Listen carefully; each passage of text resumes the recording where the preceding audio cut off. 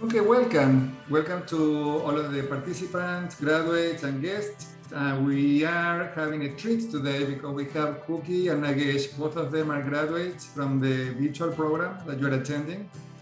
And many of their participants from their cohort are here to support them, what is really great to see. And in the past, I usually include a topic around diversity and cultural competency at the end of the program. And what I'm doing differently now in all of my programs, I'm teaching coaching, mentor coaching, coaching supervision. In all of the programs, instead of having diversity issues at the end, I am moving it to the beginning. Why? Because I think that we all need to be paying attention to diversity issues from the start. From the scratch, we need to pay attention to in which ways we are similar, in which ways we are different, and how we can leverage our differences. But particularly, we don't want to be blind to how differences can be in our way in the work that we do. So today, and we can approach this from different angles.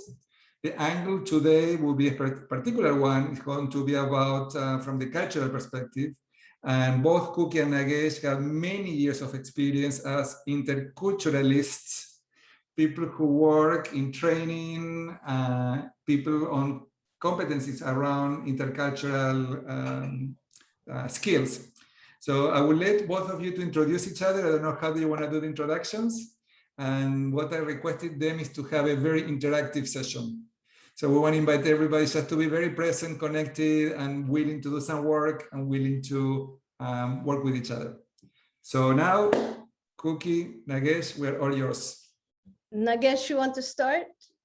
No, Cookie, go ahead, please. Okay. So first of all, there's so many friendly faces, and thank you so much, all of you, for coming to support us. And of course, thank you, Damien, for doing this. A little bit, very quick introduction of myself. I'm what you call a third culture kid. So those of you who know me know what this means. Those of you who don't know what it means, we can talk about it at another time because we really don't have time. But what it means is that I have my roots are not vertical, my roots are horizontal. And I speak 9 languages, I work in 6, but I don't have any one identity. I have multiple identities and multiple umbilical cords. So that's how this work has become important to me. Nagesh? No, thank you, Cookie, and thank you, Damien, for inviting us. Nagesh Rao, originally from India. And I think like Cookie and all of us bring multiple cultural perspectives, and I think have practiced and lived in that world now for a long time. From my side, I would say what's important to me is that I'm lucky to be connected with all the wonderful people here that through the cohort or otherwise. 2, I have 3 strong and amazing, beautiful women in my life, my partner and our 2 daughters. And for me, that's a daily, cherishment and also a place of learning. Cookie. Okay, so I'm going to share this PowerPoint, and then we're all going to pray.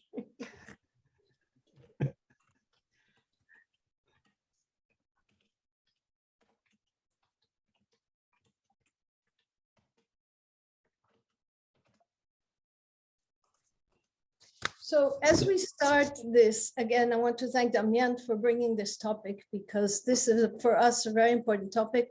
And also, Nagesh, thank you very much. It's important to understand that this is a taste of our topics. We don't have enough time really to cover everything, but our objective is to develop awareness of ourselves and how do we deal with these differences in our coaching practices. So let's look at what resonates for you. This is our roadmap. It's supposed to be our roadmap. Okay. When we talk about our field of coaching and intercultural studies, we look at the foundations. We look at the interdisciplinary foundations, anthropology, sociology, philosophy, communication, psychology, linguistics, and recently also the field of neuroscience. So in our presentation, we're going to talk about cultural dimensions Okay, there is a sound coming up. I don't know if from your microphone or you have moving some papers or something very sensitive. Oh. So, okay. So thank you for letting me know.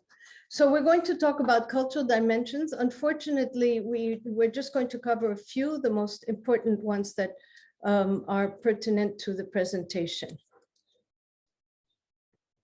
Then we'll talk about the environment, how the environment affects our mindset. We'll talk about the coaching process from an intercultural perspective and practical applications. To start our discussion, I'd like to show you a little clip and see how this resonates for you.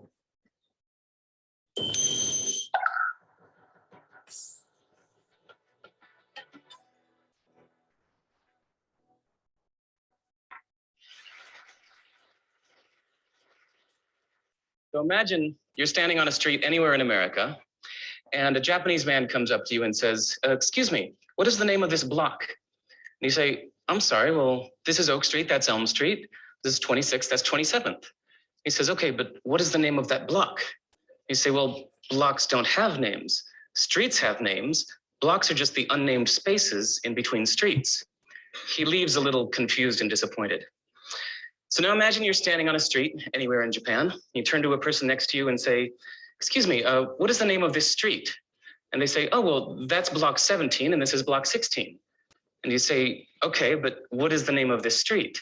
They say, well, streets don't have names. Blocks have names. Just look at Google Maps here. There's block 14, 15, 16, 17, 18, 19. All of these blocks have names, and the streets are just the unnamed spaces in between the blocks. And you say, okay, then how do you know your home address? I said, well, easy. This is District 8. There's block 17, house number 1. I say, okay, but walking around the neighborhood, I noticed that the house numbers don't go in order. I said, of course they do. They go in the order in which they were built. The first house ever built on a block is house number 1. The second house ever built is house number 2. Third is house number 3. It's easy, it's obvious. So I love that sometimes we need to go to the opposite side of the world to realize assumptions we didn't even know we had and realize that the opposite of them may also be true. So for example, there are doctors in China who believe that it's their job to keep you healthy. So any month you are healthy, you pay them. And when you're sick, you don't have to pay them because they failed at their job. They get rich when you're healthy, not sick. In most music, we think of the 1 as the downbeat, the beginning of the musical phrase. 1, 2, 3, 4. But in West African music, the 1 is thought of as the end of the phrase, like the period at the end of a sentence. So you can hear it not just in the phrasing, but the way they count off their music, 2, 3, 4, 1. And this map is also accurate. There's a saying that whatever true thing you can say about India, the opposite is also true. So let's never forget, whether at TED or anywhere else, that whatever brilliant ideas you have or hear, that the opposite may also be true. Domo arigatou gozaimashita.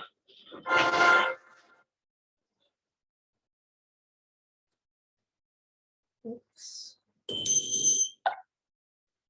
So if you want to add some comments to the chat, maybe Damian, you could check out and read the comments. And if anybody has a question or a comment, if you want to raise your hand. In view of time, I'll give a little bit of an introduction as to the issues of perception. This is a quote that Nagesh and I both love, that we use often, from Anais Nin. We don't see things as they are, we see things as we are. And here we're starting to look at the issues of perception. This is a Coca-Cola commercial gone very wrong in the Middle East. Our brains are formatted according to our languages or language and our environment. So if our script direction is from left to right, then we will see a guy who's tired, who drinks a Coca-Cola, stands up and starts running. But if the script direction of our language, for example, Arabic or Hebrew or other languages, is from right to left, here we are, the guy's running, he drinks a Coca-Cola and he dies. Now, for those of you who have worked in public relations or in marketing or advertising. This is what perception is. There are many, many examples of this, and you probably all know of them. So again, what are we doing when we're dealing, what are we accepting and what are we looking at when we're dealing with perceptions? What are you seeing here? Does he see 3? Does he see 4? Again, the issue of the perceptions and how does this affect our coaching? And when we're talking about, one thing is that what we're listening to or what we're hearing. This is one of my favorite slides, and this is an advertisement from HSBC. And on the side, I don't know if you can read it, it says,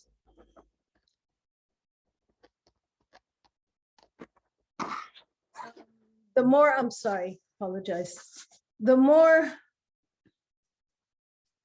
you look at the world, the more you recognize that one person's values may be different to the next.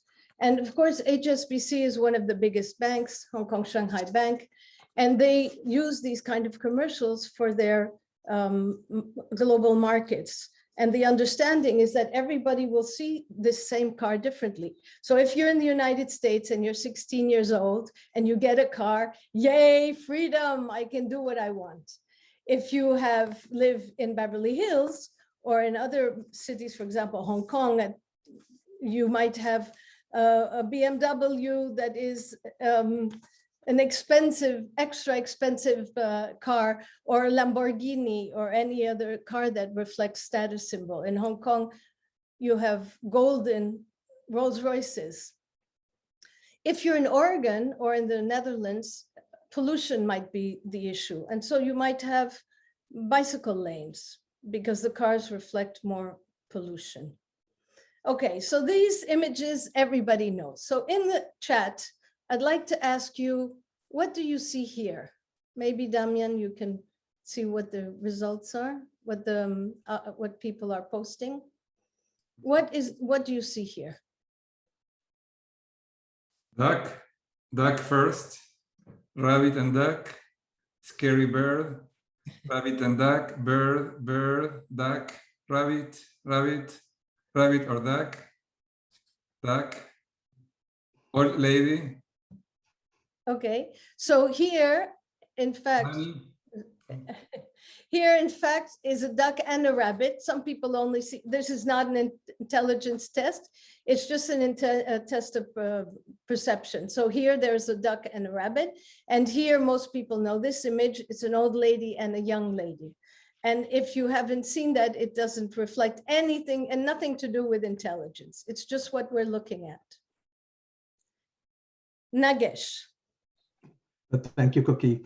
And I think one part of perception, the reason why it's important is not only that we see, because of our cultural values, others differently, we tend to judge each other based on that, right? So in terms of what we think, and I would argue that for everyone, a normal starting point is to be ethnocentric.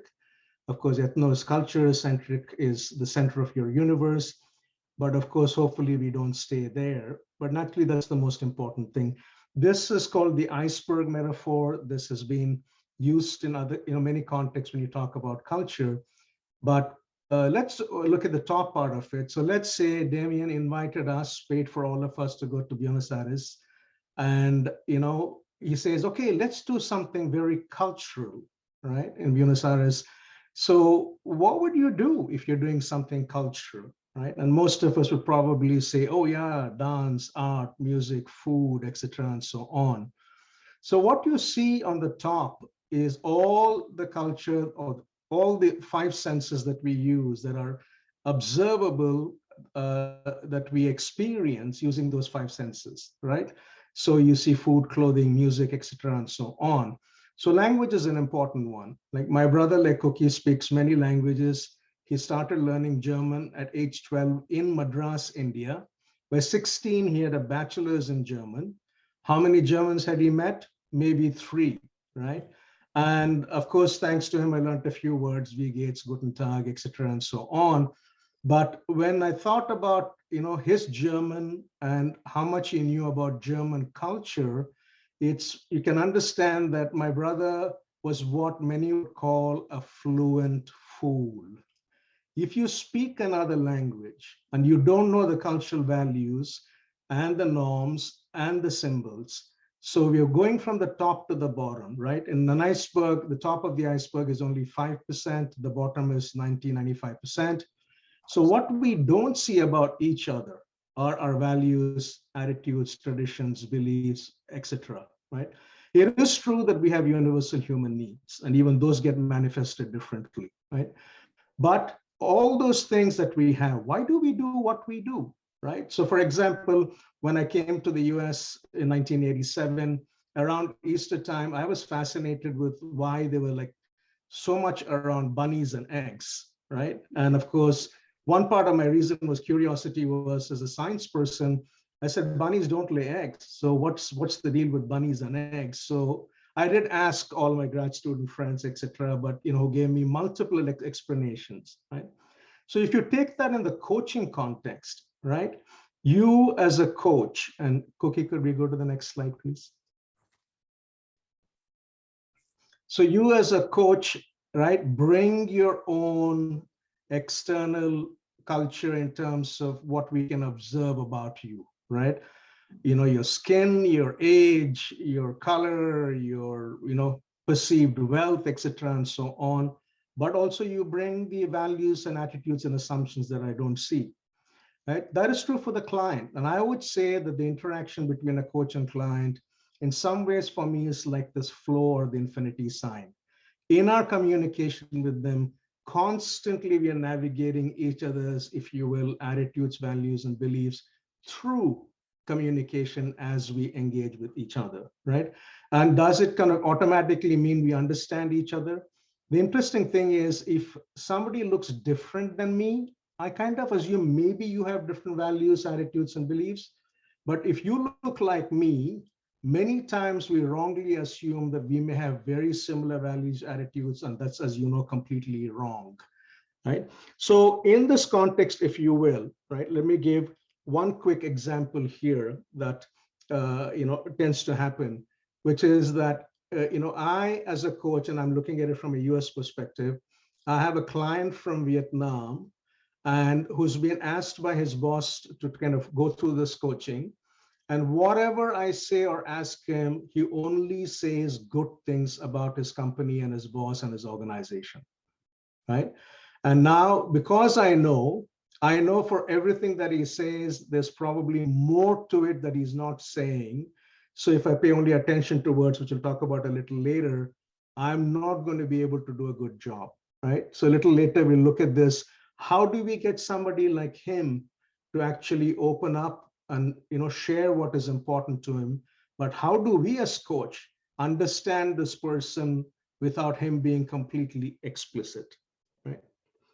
But go to the next one, right? So in this example, right, we're using the top and the bottom. Is this did happen where, let's say you are the coach and you are the blue person on the left in the iceberg, and the right is a client, female. And from the bottom of your iceberg, your values and attitudes, you're looking at her. Through the whole session, she refuses to look at you directly, eye to eye. She's looking down, she's looking to the side, etc., and so on. Like we talked about, it's not just perception, right? We make judgments. And what are some judgments that we make when somebody doesn't make eye contact? And of course, this is broadly speaking. So if you just put in the chat, what are some judgments we make when somebody lying, right? That's a common one, that the person is not kind of looking at me. Ashamed, shy, thank you, right? Is shy, nervous, not engaged, right? So not all, and you're all, I mean, of course, because of the experience, right, that you're talking about, is it doesn't have to be negative only, it could be descriptive and so on, conflict avoidant, passive, etc., and so on. There's a tone to it, if you will, right? And you in your orientation, let's say from the US, are asking question after question through the coaching process because that's what we've been taught to do, right? And she's looking at the bottom of the iceberg at you saying, how rude, that you're asking me so many questions that are so personal in nature in some way. For me, it's personal so quickly in the conversation, because though we don't just ask questions, we share about each other's stories before we get to know each other, and then we begin asking questions, right? So you can see how the iceberg makes us look at it in certain ways, and there's the potential to make negative judgments or not being able to help, which really makes the most important point that as a coach, if you don't know yourself and your attitudes and values, if you don't know your biases and blind spots, it's going to be very difficult to coach effectively with the person sitting across from you. Okay. Next, please. Okay, this is kind of a quick breakout, as Damien said, in terms of interaction. Take a look at this. What do you see and what do you infer? Please write down and don't hit the enter button yet. So put your answer down in chat, but don't hit enter yet till we tell you. We want to see a cascade of answers coming down. So what do you see and what do you infer?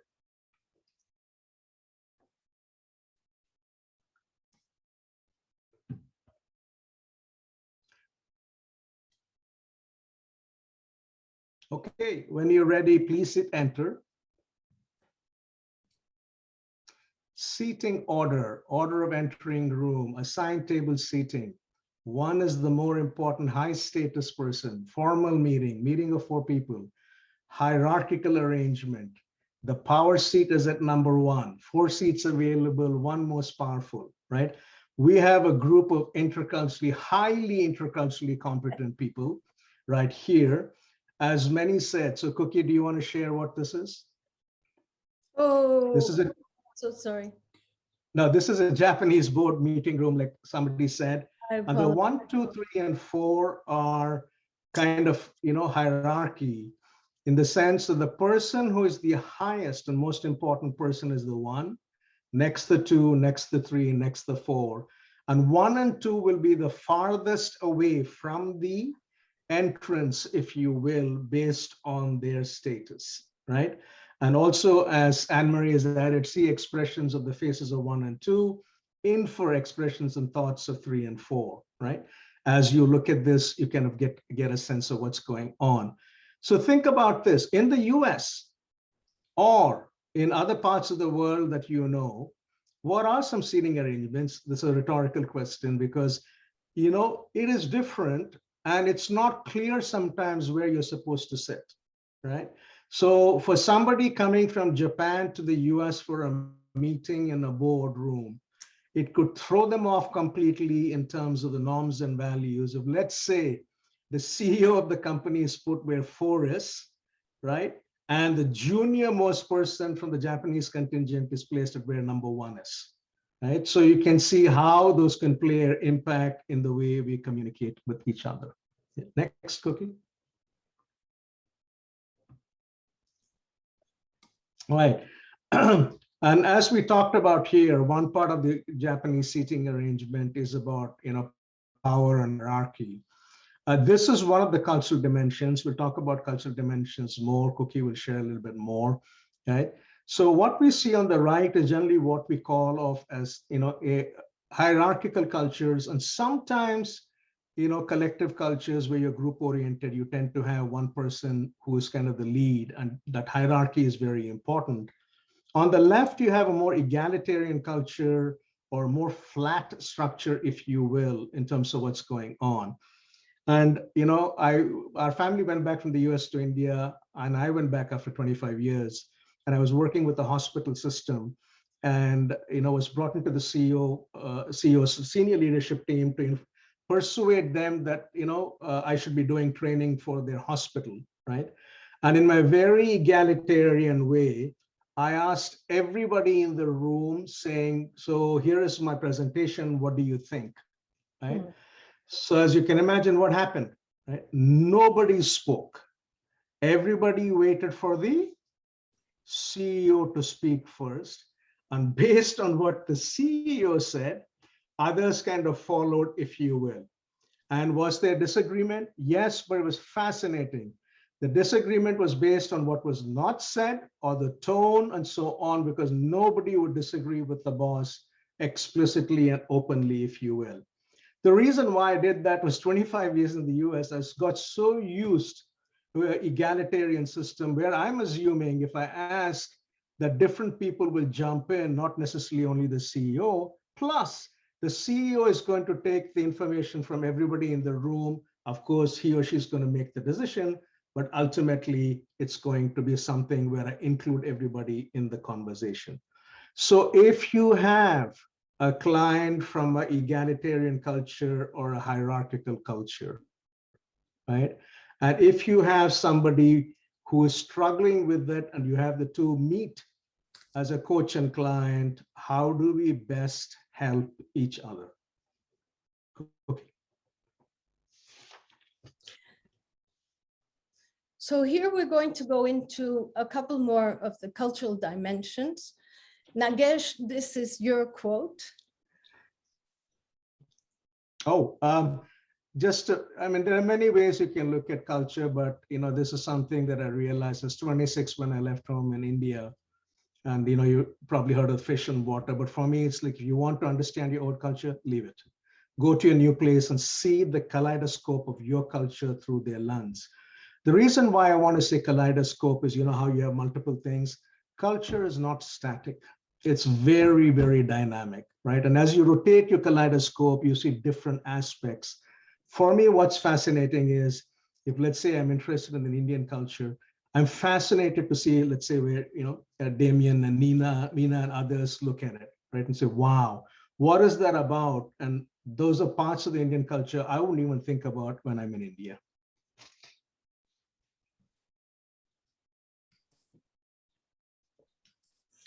So we're continuing with the cultural dimensions. And I just want to add also that if you like these slides, a Chinese graphic designer, maybe 15 years ago, moved to Berlin, and she started designing her thoughts and expressing her cultural diversity and the different ways she approached Germany from her move from, she was young.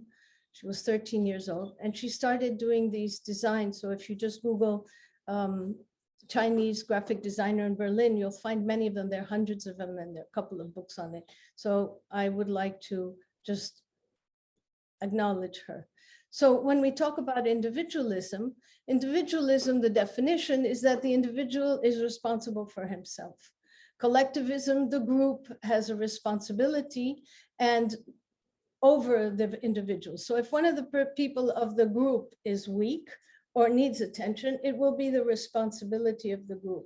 And this we see very much in coaching. Damian yesterday gave us the example of a woman who wanted to get married to somebody from a different culture.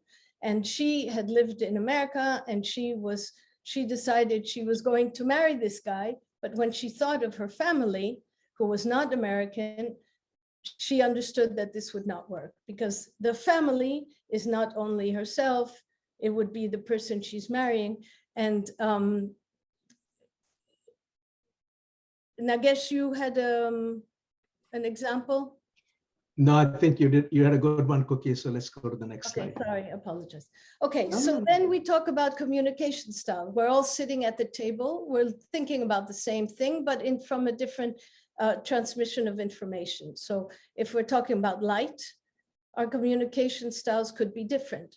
The tendency for direct communication style from an individual perspective is we think of something and we speak about it. We are direct. This is what I'm talking about. On the other hand, from a more indirect style, we might be thinking of something, but we might not want to share this, and we might change the transmission, the information. Now, in the chat, I saw somebody said that there was a lack of, sort of, I'm paraphrasing here, but a lack of transparency. So this indirect communication style sometimes brings issues to the coaching. Nagesh. Thank you. And that's talked about, in Edward T. Hall, who is considered the father of intercultural communication. He distinguishes between low and high context. You'll get the slides, so don't worry about looking at all the script there. Essentially, low context is where, like in individualistic cultures like the US, Western Europe, Australia, etc., and so on, the words are the primary way you understand the meaning of what's going on, right? And it tends to be very task-oriented. In a high context, which is why it's called high context, the words don't have as much importance, so it's the words plus the context in which something is said that is very, very important. My work is in health communication and culture. I did a study, in fact, in India, Argentina, Brazil, and the US some years ago. And one question was, I asked doctors, how do you tell your patient that she has leukemia or cancer? And in the US, the physician said that I will tell them directly, I will let them know options, etc., and so on. And in India, Argentina, and Brazil, pretty much across the board, they said, we will share with the family member first before sharing with the patient. And we will let the patient know in small doses based on our understanding of the psychological readiness of the patient, right? So it's very contextual in terms of how you do it. My US physicians, as you can imagine, saying legally I can't do that because of informed consent, but they, in fact, one of them kind of said, oh, the physicians in India, Brazil, and Argentina are using half-truths. He was implying that they're lying, right? They're not lying. In a high context culture, the communication changes based on who's there, somebody elder, younger, right? Male, female, right? And younger or senior and junior, etc., and things like that. So in a high context, you notice that. So let's take that in a coaching situation, right? And so, Eric, I'm going to call on you because you're my friend. I'm trying to see where Eric is. Eric, ask me a question, any question. What was your biggest challenge at work today?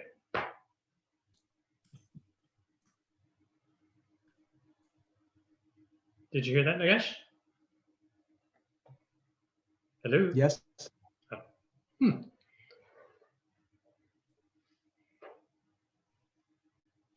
Good question, Eric. Right? So, Eric, you kind of fell. Right? I fell into your trap. Yep. No, but this is what happens in high context cultures, or for example, in the US, we think of responding quickly as being you're very intelligent. You can think on your feet, right? Whereas in some cultures, collective cultures, be it Korea, Japan, etc. But look at the native cultures in the US, right? The silence is an important form of communication, right? Like somebody said, Burju said he's thinking, right? I'm thinking because in the Japanese, they say, kind of somebody said, it's paraphrased, that words are the root of all evil, because once the words are out of your mouth, you can't take it back. So be very, very careful about what you say, right? So in that sense, I was counting up to 7, right? Which could be in some cultures basically waiting. But for some of us, Eric, like you did, that's like, we jump in because we're like, did you hear what's going on, etc., and so on.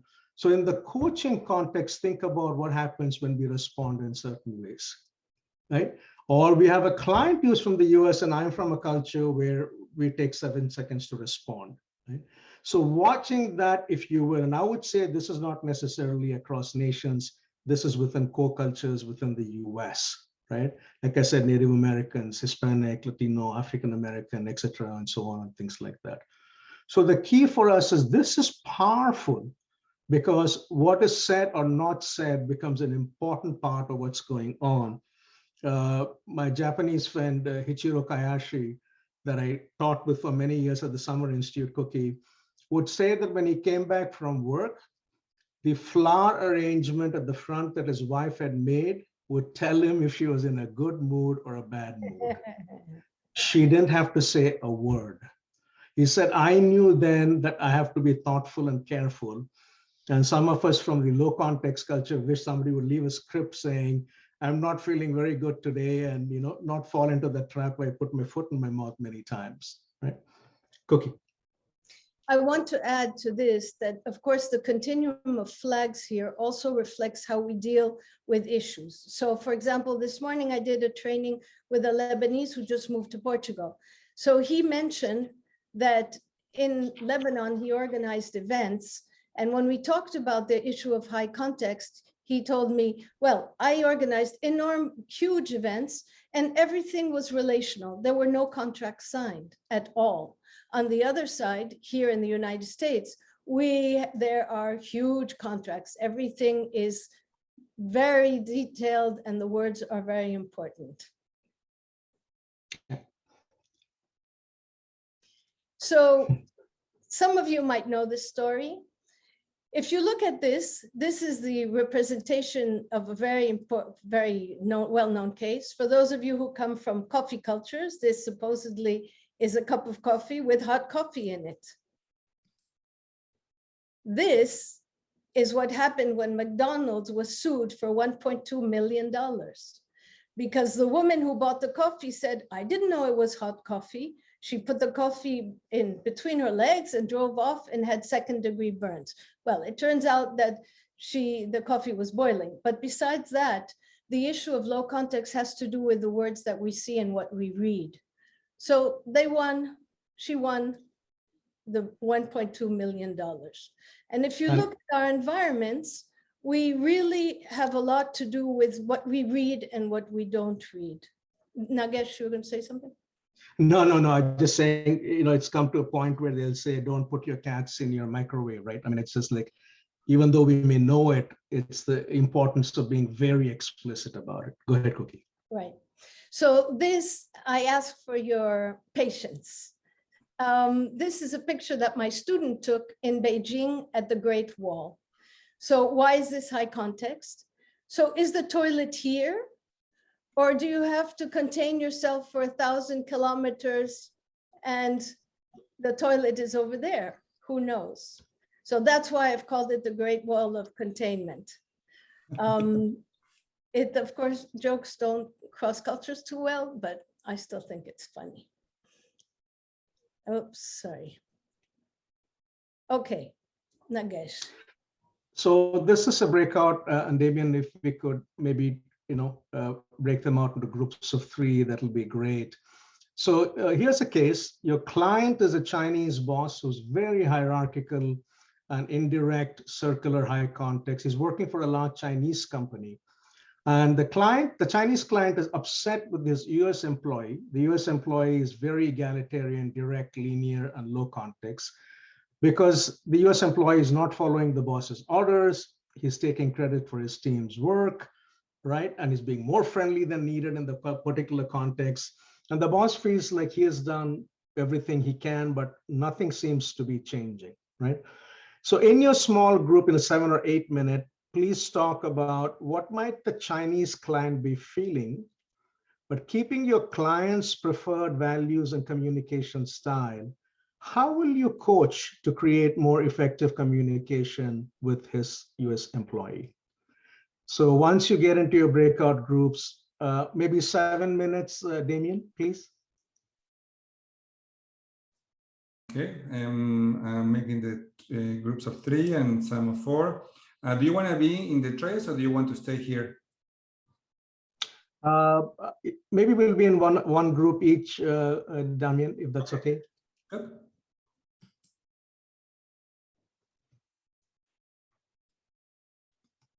One, two.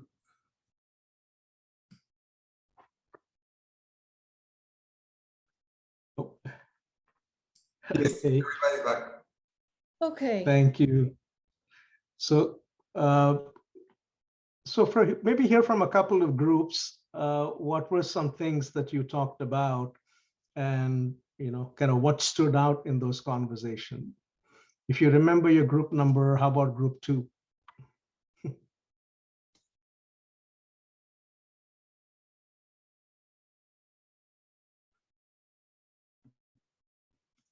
Or I may have to get very low context. Others, open it up. Okay, anybody? Any thoughts? What would you do to help your client? You get a Chinese coach. Yeah, ideally speaking, that would help, but let's say for a second, because of your brilliance, you've been chosen as the coach. Well, Or we didn't have, I was in group 4. I don't think we had like a lot of confidence about what we came about. I think we were a little stumped. We were trying to use the tenets of our coaching training and practice to say, okay, how can we listen for context, in terms of opening the client up to share how he's experiencing what's happening, and then look for opportunities to explore feelings, and maybe look for opportunities beyond that to share some observations about US culture. That was kind of an outline. A good point, Brett. And I think, we were talking about the low context, high context piece, and the high context piece being more relational, right? So how much time do you think before or during the first couple of sessions you need to focus on understanding each other and getting to know each other? A couple of years. Thank you. Right. No, because it's true in comparison to what we would do here, right? I mean, not to take away, we have, okay, let's do the contract. Let's see what we're going to do. What's it? And all of that is really important. I'm not taking away, because those ways are extremely important, but the shift will be, right? The questions or comments that you have initially with your client could be more about just getting to know each other, right? So tell me about your family, tell me about, and of course the expectation is there's reciprocity from your side where you can do that. Because like Cookie was saying in the Lebanese client that she was talking about, as many of you know, if I don't trust you, I can't do business, and I can only trust you if I know you as a person, right? Versus very different where you say, here is a coach credentialed and that's what's going to happen, right? Other comments. And we know this was not an easy one, but we're trying to push it to a place where we say, hey, this happens. And by the way, right? And how do we respond? Others.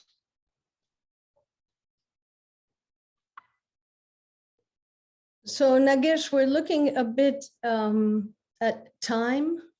Okay, go ahead. But if anybody wants to make a comment or put it in the chat, please feel free. The only thing I'd like to add is the important thing here is to develop consciousness of not only cultural dimensions, which have effect on who we are, what we do, but the environment we live in, but also the personal, to develop personal relationships and understand. So as Nagesh said, to questions to develop, to have time to spend with the people you're working with, and to become aware.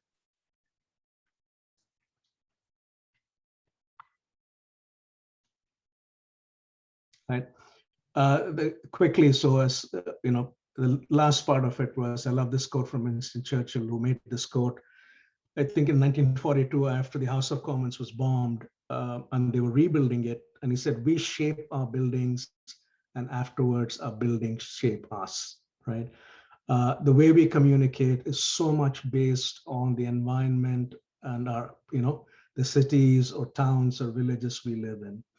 So next one, Cookie. So here is one of Los Angeles, and we can see, for example, here the notion, if you will, of what, the linear grids, right? Going north, south, east, west in terms of, and very clear blocks in terms of what's going on. This was also designed, based on the earthquake region, and these used to be orange groves before, right? So the low context kind of explicit nature comes out in the way we live our lives, right? In contrast, Cookie. So here we have Mexico City.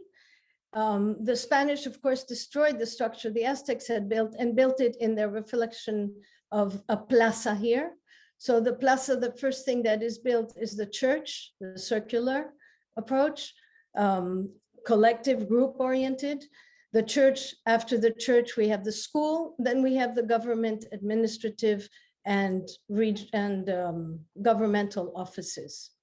And again, like L'Étoile in Paris, again, circular, and the road streets are coming out. So the approach is more concentric instead of linear. As we look at coaching, we look at it and from 10,000 feet, right? Or 10,000 meters, 30,000 feet. So what is it that we're seeing? How is it that our drone takes us to space and to approach systems? How does it work? People living together, one on top of the other.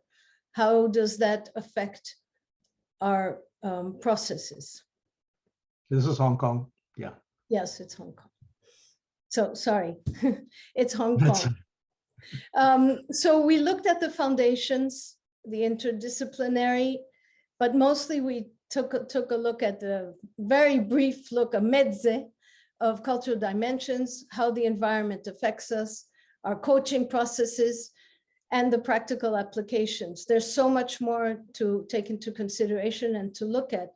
But here are some of the dimensions that we mentioned: direct, indirect, individualism, collectivism, linear, systemic, hierarchical, high context, low context, task or relationship. So how does this resound for you? If you want to add into the chat, what are your thoughts? What is it that you have reflected, or what is your takeaway from this?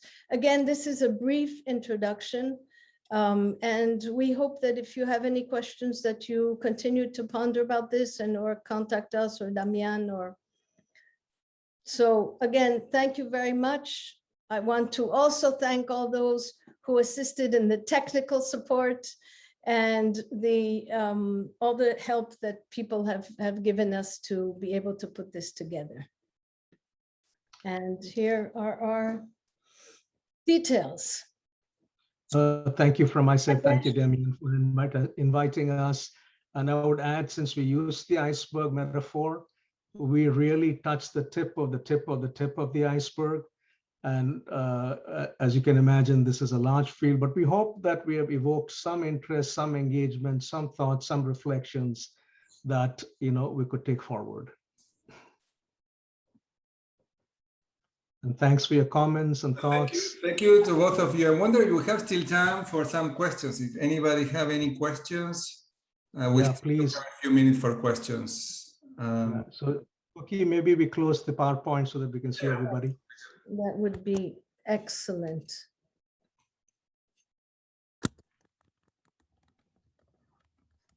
Okay.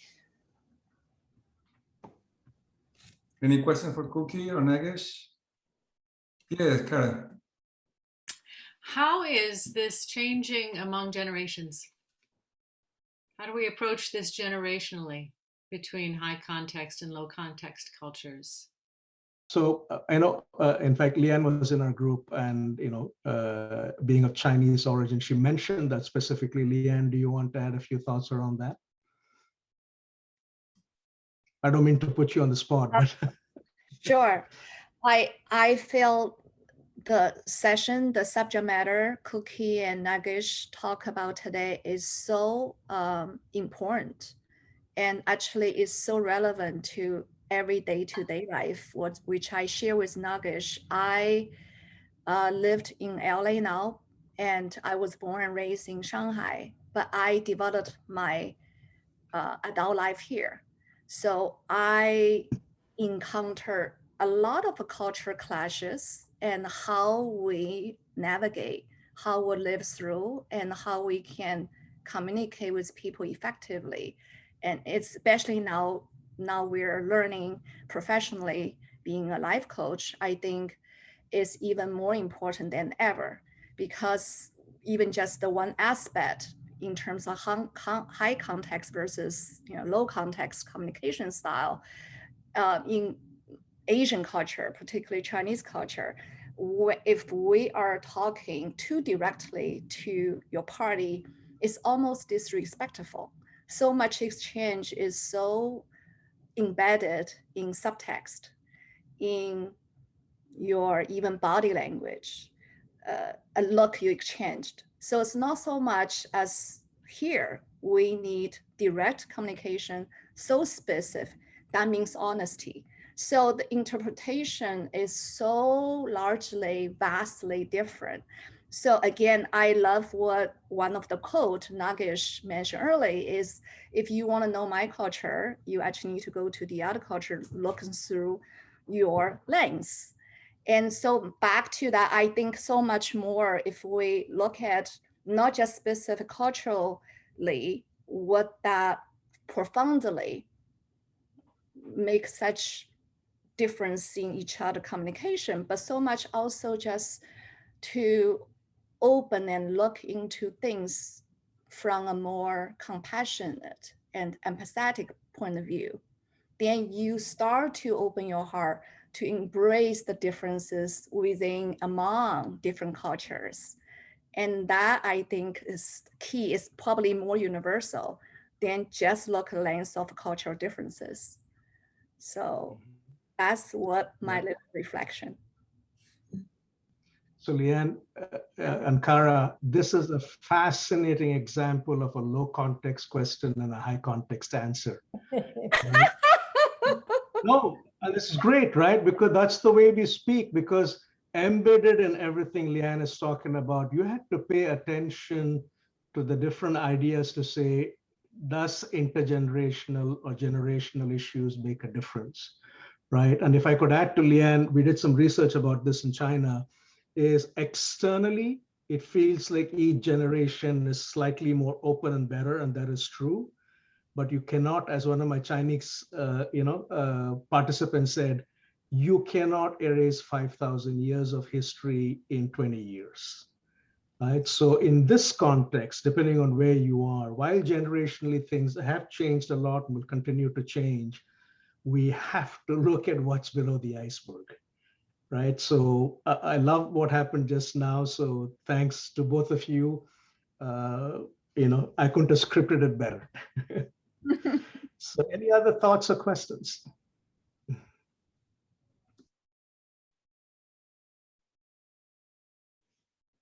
I have a question for participants and graduates from the program. How do you think that you may use everything that you hear today from Cookie and Nagesh when you have to coach? How you, knowing this after the conversation today, how that inform your coaching? And this is a question for everybody. Yeah, so it's Eric. I'll jump in for just a second. I think one of the things, as I listened, that's really helpful for me is thinking through how we can ask the client, first of all, what some of their iceberg pieces are, right? Building a relationship with the client, understanding them, having them understand us. But the second is then many times the issues we're dealing with are with them and another individual. And so having them do what Nagesh's words were, leave your culture and try to go to somebody else's so you can understand that person. How do we begin to ask the provocative questions to get them to think about the situation from the other person's point of view versus just their own? And that was kind of something that hit me as a tool and a technique that might be helpful in my practice. Thank you, Eric. And I do believe that this is a great a point for everybody to remember. Like when you are coaching somebody, that differences can be between both of us, coach client, but also can be client and other stakeholders that they're working with. And many times have been aware that sometimes the source of conflict or challenges or situations, maybe the differences, is a key element that we want to start paying attention from the beginning of the program. How cultural differences may be at play or not, but just being curious. And with Lily, who's here, Lily is one of our mentor coaches of the program. Thank you, Lily, for being here today. Yes, thank you, Lily. Later, we Lily, we also teach a supervision program and a group coaching supervision program.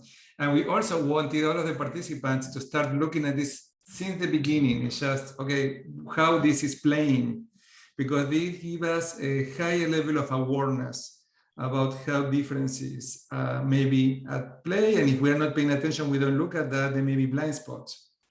Yeah. So Eric, what you said is a really effective way, I think, to remember, okay, let's pay attention how the differences and similarities are playing here. And sometimes it's just asking, being curious, like when we're starting a new relationship, just saying, we cannot assume anything. And this is very, I love the paradox. This is very paradoxical because we need to understand differences in cultures. And then each person is unique. You know, Lily, maybe you want to have something to say about you are a Chinese Canadian, and maybe in terms of race, as Lian as a Chinese, very different in China than in Canada. And how you identify with some of these culture and values may be different for each person. So we cannot assume anything just at looking at Lily, like you cannot assume anything at looking at me, you know, like if I don't open my mouth, you may be thinking about something else. So then you get surprised. Okay, he has an accent. Where is this accent from? Lily, anything you want to say about what we are discussing today? Well, you know you have a lot to say, but... Oh, what are you saying, Damien? It's so nice to see all my peeps. Hello, everybody. And the new ones. Lovely to see you. So I am a Chinese Canadian, born and raised in Canada. We have 5 generations that actually live here. I have grandchildren. So I've lived in 2 worlds. When Cookie talks about, the third culture, sometimes I lean over to the Chinese side. Sometimes I lean over to the Western side. Most of the time I'm in the middle. And most people think that, you're Chinese, you got high context, but a lot of you have experienced me as very direct, right? Oh yeah, Melissa's going, oh yeah. Thanks, Melissa. Queen of chili peppers. Yes. And I can shift back and forth. And what's really important in coaching, and now I'm working with Damien and this group supervision, is really paying attention to who we are and how does that show up in our coaching or our supervision, because it does make a difference. In fact, I was interviewing a new client the other day, white male in a blue collar industry, and the last question I asked him was, how would it feel like for you to, as a white male, to be coached by an older Chinese woman with pink hair? I had pink hair at that time, because getting old, it turns my hair pink. Because I want to know that it makes a difference. And when I coached in the military too, I had 10 white males, 60-year-olds, and the military has their own culture. How does it feel like to be coached by me? Do you want to be coached by me? Because I'm okay to say no, but I also want to be clear that and recognize that I have a certain culture coming into this, and you have a certain culture. And just because you're a white male doesn't mean you're the same as the next white male. Because even within the white culture, or people that look the same, as somebody said, you're also a different human being because of how you were raised and your family beliefs, and all of that is at play as well. So everybody's so unique. All right, I better stop there. So this is the paradox that I was saying before. It's like you need to understand a little bit about different cultures, because there is a possibility that their value may be different than yours because of that. And everybody in a scale falls in different parts of the scale. So you don't know how these values are showing up for this specific unique human being. So the only way of knowing is knowing the person that you have in front of you. And you want to ask them, what do you want me to know about you that I need to know about you to be able to work with you? And what do you need to know about me so we can work effectively together? Right. So just asking that question. Yeah. So Damien, I know Burju had her hand up, but just quickly, Burju is. I would urge us. Sorry. No, it's okay. Burju also had her hand raised. No, I know. So I would urge everybody to kind of say that, if you shift your focus to say 90% of this should be self-discovery and 10% is about other cultures, because I would argue that if you don't know yourself, you cannot interact effectively with another. The reason I have the infinity is that's constant, right? And we normally tend to focus a lot on similarities and differences with other cultures, which is extremely important, right? But in that, we often forget where, exactly like Lily said, what do you bring to the coaching interaction? Burju. Burju. Oh, okay. I was just. She was being silent. I know. In rare occasions, I'm not interrupting people. I just like to. This is something that I'm working on in terms of personal growth. So I would like everybody to acknowledge that progress for me. Yeah, so a couple of things really kind of resonated with me. First, Nagesh, and then Lily, you kind of said this. You know, this intercultural coaching for me is probably the most challenging because I'm, you know, I cannot imagine how. I mean, I had a Chinese client as I was going through Damien's class, and I was always kind of worried if I was kind of asking too powerful questions or not enough powerful questions. So it's like a balancing act. But even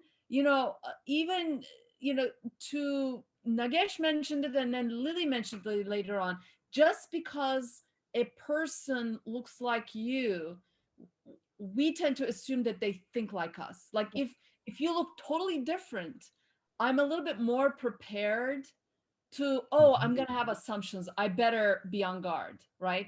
But if you just look like me, you know, you're white, woman, whatever, then I'm always kind of like more taken off guard by the differences that I discover. So I know that intercultural coaching is what we're talking about here, what we came to discuss here, but equally, you know, people coming from different contexts and they look like you, it just kind of like, it's always this balancing act. I just want to acknowledge that. I think what's important here is the issue that we assume.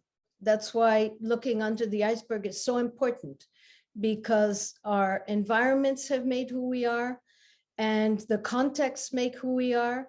Many of us have left our countries 20 years ago. We changed. Generations also, as Kara mentioned, generations change. Influences of US culture and movies, etc. But and just as Nagesh has mentioned, the most important is to understand ourselves, to be self-aware of what it is that we feel, what we know, what we need to be curious about. And from one, intuition is very important because I'm always on high alert. I'm always watching and I'm always trying to be attentive to what the differences could be or what it reflects, what it means. So, you know, it has to do with a lot of self-awareness. And I think coaching for me has brought a sense of a synthesis of everything I've done. So Damien, do we have time for Ali to make a comment or ask a question? Yeah, we have a few more minutes and then we will take a brief break and then we're going to stay with the participants of the program. We are going to go over mentor coaching. So Lily, if you can stay for a few minutes just to talk with everybody about what is mentor coaching and how it works. We're starting next week. And go ahead, Ali. Well, I was thinking about the role of our role with our clients as coaches. So Nagesh and you all are talking about our own self-knowledge, and I'm wondering if I feel like there's got to be certain questions that we can ask our clients to help them. I mean, one of our main purposes as coaches is to help people develop their own self-awareness. So in the example that we were just working through in our small groups, it was feeling to me like for the client, having some self-awareness, understanding himself as a cultural being was going to be something that might help him in his interaction with his employee. And so I wondered if anybody had any ideas for how we could kind of ask those questions in a coaching way versus a teaching way, to help our clients develop their own self-awareness and kind of get to that point for themselves as well. Hi, Chris. I'd like to just acknowledge Chris mentioned that there are tools. If anybody needs tools to assess intercultural competency, there are many, many tools. And if you contact Damien, we can help you with that. So Ali, just I'm happy to talk with you off screen too. But I think you're absolutely right. If you're teaching and you're training, there is something that I use called the IMAP, which is really about self-discovery, but not only about who you are in terms of your cultural dimensions, but your values and how your cultural dimensions interact at a certain point in time. And one way you could think about in this particular case is, how do you get your client to share their stories that they actually talk about those dimensions and values so that, they become aware? Because you're right. They're sharp enough to know their values and perspectives and what they bring, but to heighten their awareness around it, right? And to say, how does that play a role in the way you're seeing and interacting with the US employee, I think would be very important. There was an exercise, Sunny. I don't know if Sunny was here at the beginning of the call. I don't know if she's still here or not. Sunny, she's had to leave. She did a very interesting exercise at the network of the Coaching Supervisors Network, where she was bringing different, and Cookie, you were there, different dimensions, and then we're inviting people to reflect on what were the values or core values, beliefs that inform who you are today and how you think and how you relate. So sometimes it's just a simple question. So we can go from simple to complex, but maybe a simple question is to ask your client, and maybe that is part of getting to know each other.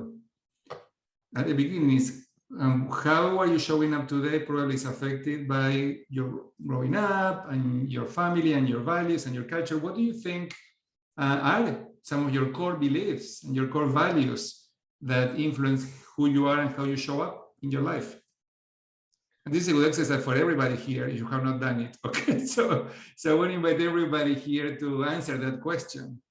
You know, how your growing up, your family, your cultures, the different groups that you belong to, how that informs what are your core values, what is important to you, what are your core beliefs, what do you believe in, and how these influence how you show up in the work that you do. If I can add a simple exercise, I know we're going on time here, but if you draw two circles and make 3 pie pieces, each one will be a core value, and you superimpose, you make 2 of them, and you superimpose them and see how they align. So you can do one personal, one professional, and have the client or the coachee superimpose them and see where these 2 align. What are the values that align? What are the values that don't align?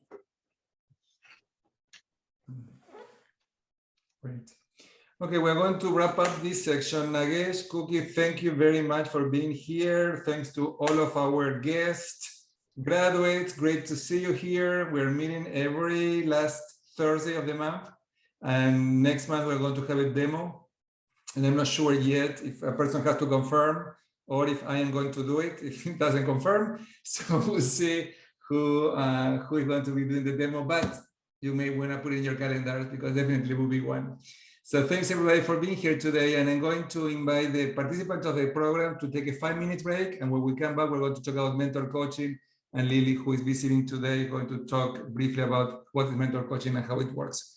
Okay, everybody else, thank you for being here today. Thank you. Thank you, Nagesh and Cookie. Good to see you all. Bye, everybody. Bye. Bye.